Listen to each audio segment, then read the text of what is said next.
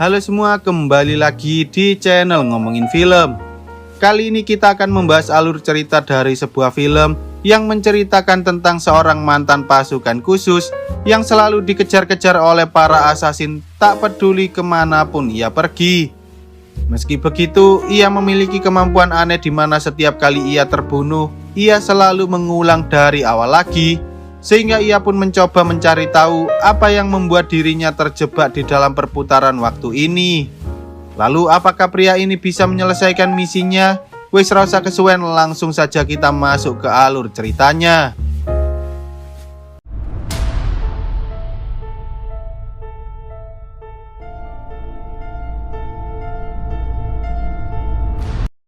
Film ini berawal ketika seorang mantan pasukan khusus bernama Roy Pulver sedang berusaha menghindari serangan para asasin atau pembunuh bayaran yang sedang mengincar dirinya. Namun meski begitu, ia terlihat sangat santai karena ia sudah mengulangi kejadian ini lebih dari 139 kali. Setiap kali Roy mati, ia selalu mereset waktu dan kembali mengulangi kejadian yang sama. Bahkan ia telah mengingat semua pergerakan musuh sehingga ia bisa melawan mereka semua dengan sangat mudah. Setiap jam 7 pagi, seorang pria yang membawa golok selalu datang membangunkan Roy sambil mencoba membunuhnya dengan menggunakan golok tersebut. Lalu sebuah helikopter dengan seseorang yang membawa machine gun datang dan menembaki apartemen milik Roy hingga meledak. Meski begitu, Roy mampu menghindari seluruh tembakan itu sehingga ia berhasil selamat dengan cara melompat dari atas gedung dan mendarat tepat di atas sebuah truk pengangkut pasir. Roy mengatakan bahwa ia telah mengulang sebanyak 22 kali hanya untuk melompat ke atas truk tersebut, yang mana hal itu membuat Roy tahu kapan ia harus melompat agar ia tak terlindas oleh truk itu lagi. Roy kemudian mencuri sebuah mobil sport karena ia selalu dikejar oleh dua orang wanita asasin bernama Pam dan Esmeralda yang selalu mengejar sambil menembaki dirinya secara brutal. Sayangnya ketika ia mencoba kabur dari kejaran Pam dan Esmeralda, ia justru lupa bahwa ia harus menghindari sebuah bus, hingga akhirnya ia tertabrak dan harus mengulang dari awal lagi. Meski Roy telah mengingat semua kejadian yang akan menimpa dirinya, ia seringkali melewatkan beberapa hal kecil, yang mana hal itu membuat Roy merasa sangat kesal karena ia harus mengulang setiap kali ia terbunuh oleh para asasin. Selain si pria pembawa golok, si pria machine gun, Pam dan Esmeralda, ada beberapa asasin lain yang juga selalu memburu dirinya seperti Guan Yin yang selalu berhasil membunuh Roy dengan menggunakan katana, Kabum si pria pendek yang selalu menempelkan bom pada Roy, Smiley yang selalu menembakkan panah dan menyeret Roy secara brutal, si kembar dari Jerman, serta Roy kedua yang sangat mirip dengan dirinya. Terkadang Roy berhasil mengalahkan beberapa asasin tersebut, tetapi entah mengapa para asasin itu selalu datang terus-menerus hingga akhirnya salah satu dari mereka berhasil membunuh Roy. Menurut Roy, satu-satunya orang yang bisa menemukan jawaban atas apa yang terjadi pada dirinya yaitu mantan istrinya sendiri bernama Gemma.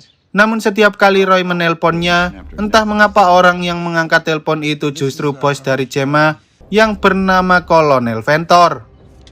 Ventor selalu mengatakan bahwa Gemma telah meninggal akibat kecelakaan kerja, tetapi Roy tak percaya dengan hal itu karena ia yakin bahwa Ventor lah yang telah membunuh mantan istrinya tersebut. Meski Roy sangat penasaran dengan apa yang terjadi pada Gemma, ia tampaknya tak memiliki banyak waktu untuk menyelidiki hal itu karena ia selalu diburu oleh para asasin tak peduli kemanapun ia pergi. Suatu hari, ketika Roy berhasil menghindari kecelakaan bis serta mengalahkan Pam dan Esmeralda, ia pun segera pergi menuju ke restoran Cina milik salah satu temannya yang bernama Jack, karena jika ia terlambat, maka kursinya akan dipakai oleh seorang atlet anggar bernama Dai Feng yang sudah memenangkan kejuaraan dunia sebanyak 12 kali. Di sana, Roy selalu minum sebanyak mungkin karena ia tak ingin mendengar ocehan dari salah satu pelanggan bernama Dave yang selalu mengatakan tentang banyak hal seperti teori konspirasi dan lain-lain. Tak lama kemudian, tepatnya pada pukul 12:47, para assassin selalu berhasil menemukan dan membunuh Roy di sana, yang mana hal itu menandakan bahwa Roy tak pernah bisa melewati titik ini. Jika Roy tidak pergi ke restoran Jack, ia selalu dibunuh lebih awal, bahkan ia sudah mencoba berbagai cara dan pergi ke segala tempat, namun ia selalu terbunuh tepat pada pukul 12:47. Setelah ia terbunuh oleh para assassin, Roy kembali mengingat hari sebelum ia terjebak dalam perputaran time loop tersebut, yaitu ketika ia menemui Gemma di sebuah laboratorium karena ia sempat mendapat tawaran pekerjaan dari perusahaan tempat mantan istrinya itu bekerja. Meski mereka berdua sudah lama tak bertemu, entah mengapa Gemma justru tak terlihat bahagia sama sekali. Bahkan ia terlihat gugup seperti sedang menyembunyikan sesuatu. Gemma lalu mulai melakukan pengukuran pada tubuh Roy serta mengambil sampel rambut miliknya, sambil mengatakan bahwa semua itu diperlukan agar Roy bisa diterima bekerja di perusahaan tersebut.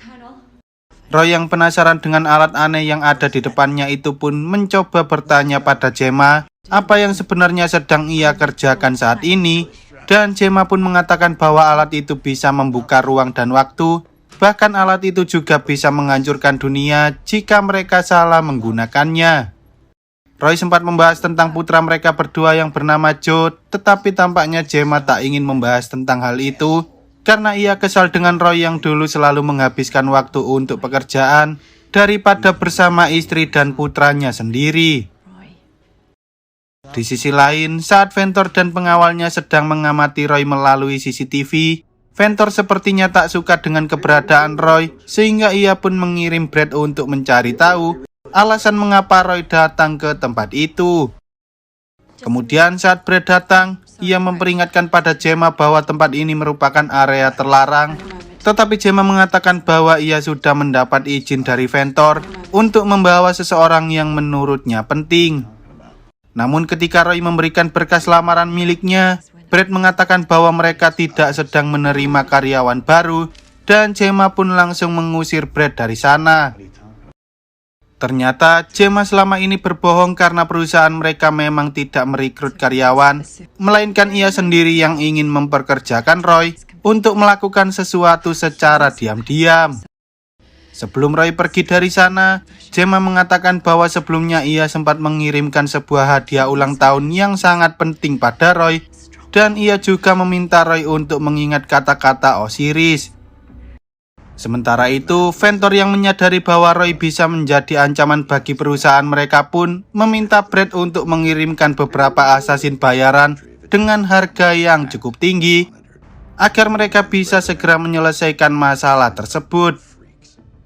Ventor kemudian memanggil Gemma untuk datang ke ruangannya, dan ia pun memperingatkan agar Gemma tak mengundang Roy ke tempat kerjanya lagi, karena ia tak ingin Roy mengganggu pekerjaan mereka. Malamnya setelah Roy pergi dari kantor Gemma, ia mampir ke sebuah bar dan menemui seorang dokter gigi bernama Alice yang baru saja ia kenal saat ia sedang memeriksakan giginya.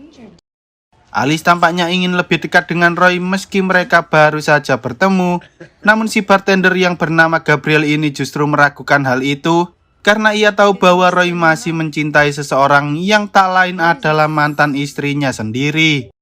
Ketika Alice pergi ke toilet, Roy tiba-tiba mendapat telepon dari Gemma yang mengatakan bahwa ia sedang melakukan sesuatu yang sangat gila dan ia membutuhkan Roy untuk membantu pekerjaannya.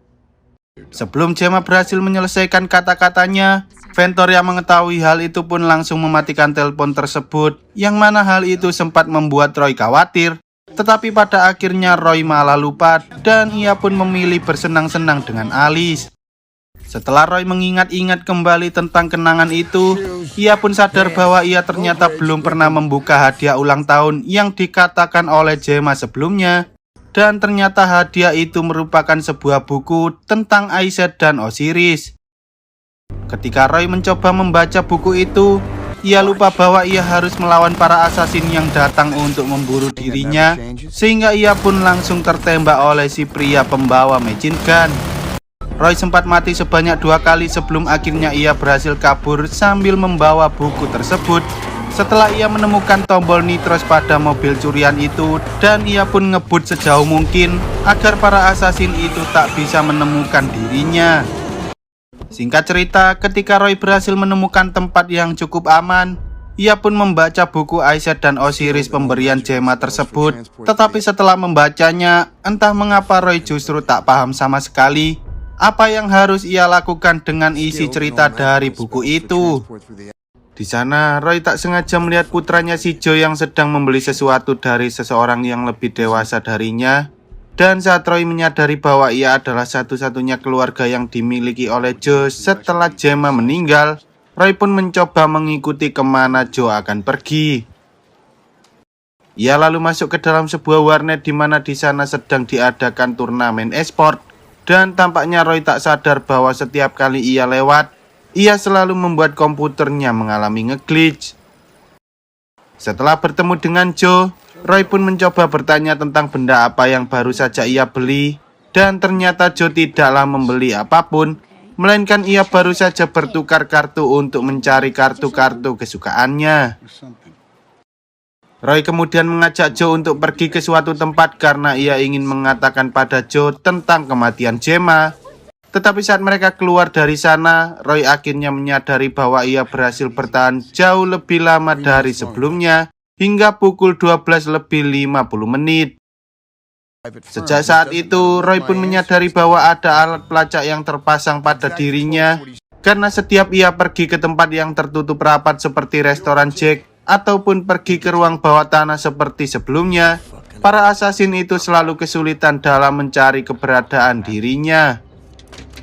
Tak butuh waktu lama, para asasin akhirnya datang dan langsung menembaki Roy. Namun sebelum ia meninggal, ia sempat mengatakan pada Joe bahwa ia sebenarnya adalah ayah kandungnya.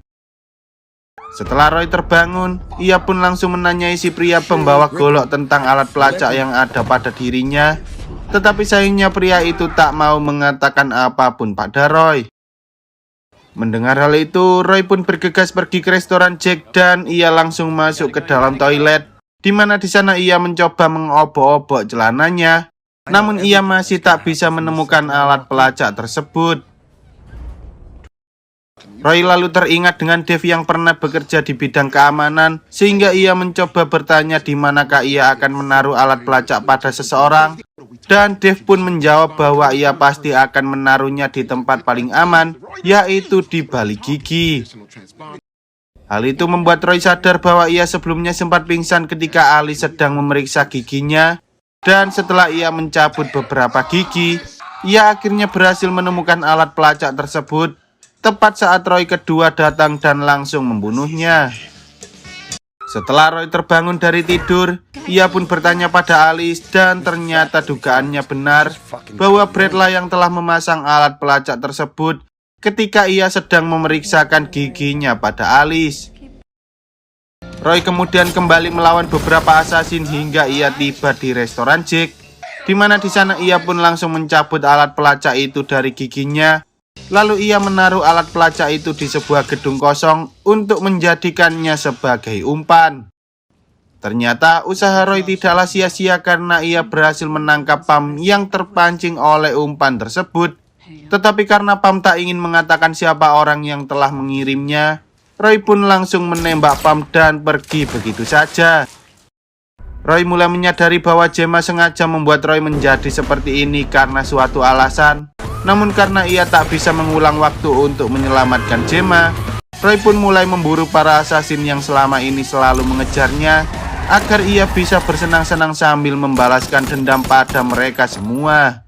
Setelah ia berhasil mengalahkan semua asasin, ia pun mengambil HP milik Kabum, lalu ia menghubungi Brad, sambil mengatakan bahwa ia pasti akan mendapatkan Brad dan Ventor, tak peduli apapun yang terjadi. Roy kemudian pergi ke laboratorium dan berusaha menjebol dinding dengan cara menabrakkan mobilnya. Tetapi tampaknya dinding itu sangatlah tebal, sehingga pada akhirnya Brad pun berhasil membunuh Roy. Di percobaan selanjutnya, Roy berusaha masuk ke dalam laboratorium dengan menggunakan beberapa cara, seperti menerbangkan mobilnya lalu meledakkan bom tepat di depan para penjaga. Bahkan ia juga menyamar sebagai Roy kedua dan mencuri kartu identitas agar ia bisa menyusup ke dalam sana.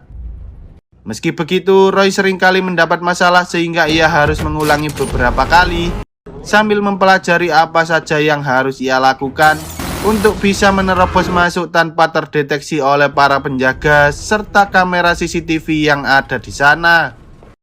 Singkat cerita, setelah Roy berhasil menemukan jalan untuk melewati para penjaga, ia kembali menemukan masalah yang cukup merepotkan di mana ia harus berhadapan dengan salah satu assassin, yaitu si Guan Yin yang ternyata sangat ahli dalam menggunakan pedang.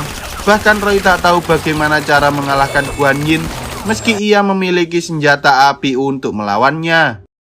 Terkadang saat serangan Guan Yin tak membuat Roy mati, Ventor datang kepadanya sambil mengatakan sesuatu tentang dirinya yang ingin menghapuskan sejarah sebelum akhirnya Ventor membunuh Roy di sana.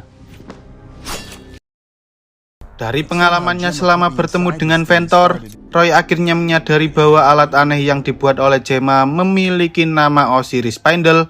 Dan tak hanya itu, ternyata alasan Gemma memanggilnya kemarin adalah karena Gemma ingin menjadikan Roy sebagai Osiris, yaitu sang dewa kematian yang akan menjelajahi waktu demi menghentikan Ventor. Tampaknya Ventor sendiri masih belum sadar bahwa Spindle miliknya ternyata bekerja, sehingga Roy mencoba membuat beberapa rencana baru agar ia bisa mewujudkan keinginan Gemma. Seperti biasa, setelah Roy berhasil mengalahkan beberapa assassin yang mencoba membunuhnya, ia pun segera pergi ke restoran Jack dan mencabut alat pelacak dari giginya. Lalu ia menemui Dai Feng sambil memintanya untuk mengajari bagaimana caranya menggunakan pedang agar ia bisa mengalahkan si Guan Yin. Dai Feng yang tertarik dengan permintaan aneh Roy pun akhirnya mau mengajari bagaimana caranya bertarung, mulai dari latihan fisik hingga latihan berpedang. Dan setelah Roy mengulang selama beberapa kali, ia pun berhasil mempelajari seluruh teknik berpedang hingga ia bisa mengalahkan si Dai Feng sang juara dunia. Tanpa berlama-lama, Roy segera pergi ke tempat Ventor di mana di sana ia menaruh senjatanya. Lalu ia memilih menggunakan pedang untuk melawan Guan Yin. Dan ketika mereka berdua bertarung, entah mengapa Roy mampu menghentikan seluruh serangan Guan Yin hingga akhirnya Roy berhasil mengalahkannya.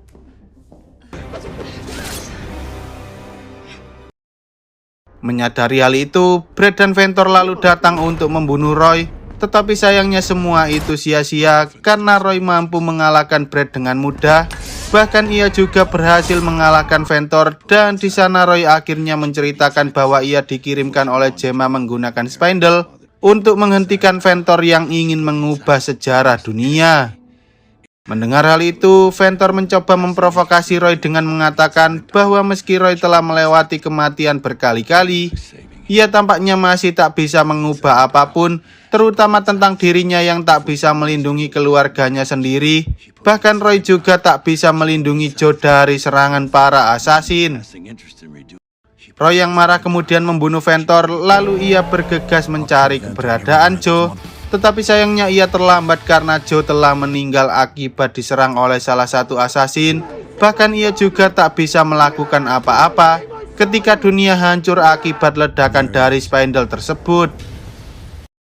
Roy kemudian memilih untuk tak melakukan apapun, bahkan ia membiarkan para assassin itu membunuhnya selama berkali-kali. Karena tak peduli sebanyak apa ia mengulang waktu, pada akhirnya dunia pasti akan tetap hancur akibat ledakan dari Spindle. Suatu hari, Roy yang kesal akhirnya memutuskan untuk kembali mengalahkan para assassin. Lalu ia pergi ke warnet untuk menemui Joe agar ia bisa menghabiskan waktu bersama putranya itu, seperti bermain game dan mencari makanan bersama-sama. Hingga akhirnya ledakan Spindle terjadi dan Roy kembali mengulang dari awal. Pada percobaan ke-249, Roy bertanya pada Joe tentang apa saja yang dilakukan oleh Gemma sebelumnya. Dan tanpa disadari, ternyata tadi pagi Joe sempat mendapat telepon dari Gemma yang mengatakan bahwa Gemma tak bisa pulang. Selama ini, Roy mengira bahwa Gemma telah terbunuh pada malam hari, sehingga ia pun mencoba mengulang dari awal sambil membuat rencana baru agar ia bisa menyelamatkan Gemma. Setelah Roy berhasil masuk ke dalam laboratorium, Roy akhirnya tahu bahwa Gemma dibunuh pada jam 7:14 menit, yang mana hal itu menandakan bahwa Roy hanya memiliki waktu 14 menit untuk menyelamatkan Gemma setelah ia terbangun dari tidurnya. Tanpa berlama-lama, ketika Roy terbangun, ia pun langsung menyabotase helikopter tersebut. Lalu ia menyuruh sang pilot untuk segera membawanya menuju ke laboratorium. Di dalam laboratorium, ia tak bisa melawan para asasin itu satu persatu, sehingga ia memilih untuk mengalahkan mereka semua dalam satu serangan dengan cara menggunakan machine gun. Setelah Roy mengalahkan beberapa penjaga yang ada di sana, ia akhirnya berhasil bertemu dengan Gemma kembali, dan Gemma pun sangat senang karena Roy berhasil menjalankan tugas yang ia berikan sebelumnya. Roy lalu bertanya bagaimana cara agar mereka bisa menghentikan ledakan spindle, tetapi sayangnya Gemma justru mengatakan bahwa mereka tak bisa menghentikannya begitu saja. Gemma mengatakan bahwa ia telah menciptakan suatu ruang dimensi menggunakan DNA milik Roy, sehingga jika Roy masuk ke dalam pusat spindle tersebut, ada kemungkinan bahwa waktu akan terulang kembali dan berjalan dengan normal. Meski Gemma tak yakin apakah hal ini bisa bekerja, Roy pun memberanikan diri untuk melakukan misi terakhirnya itu, agar ia bisa hidup bahagia bersama istri dan putranya yang sangat ia cintai. Lalu film pun tamat. Oke lah, sekian dulu untuk video kali ini. Semoga kalian semua terhibur. Jangan lupa untuk support channel ini dengan cara klik tombol subscribe lalu nyalakan loncengnya, agar kalian tidak ketinggalan dengan video-video terbaru dari channel ini. See you on the next video dan sampai jumpa.